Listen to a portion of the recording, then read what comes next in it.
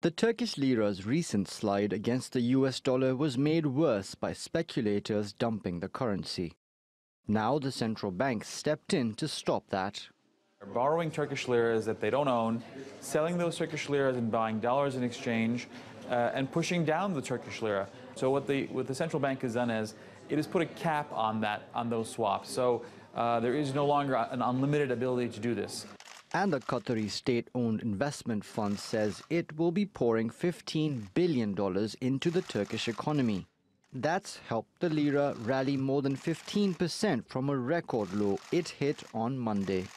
The currency fell to 7.4 against the dollar after US President Donald Trump announced the doubling of tariffs on Turkish steel and aluminum exports. On Wednesday, Ankara hit back.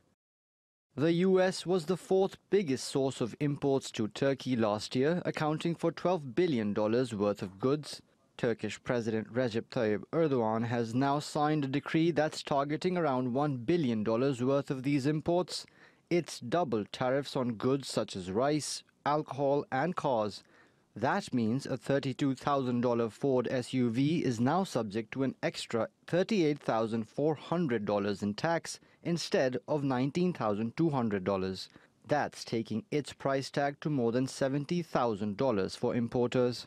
That's likely to put the brakes on consumers buying American cars here in Turkey. But it's not just US goods the government's going after. It wants people to take on less debt, and it's encouraging them to think twice before they swipe their credit cards. Consumers can no longer spread their payments over a period longer than 12 months. The central bank says buyers must pay off electronics within 3 months, and credit card debt racked up because of healthcare costs can be split into installments spanning 9 months. The government's measures are helping stabilize the economy, and it says it's willing to work with Washington to normalize relations. Our position on this matter is clear. If the United States shows a constructive stance, we will of course continue talks. We will show the Commonwealth to take the necessary steps to resolve this matter by diplomatic means. But the US hasn't budged on its demand that Turkey release American pastor Andrew Brunson, who's under house arrest for terror-related charges in Turkey.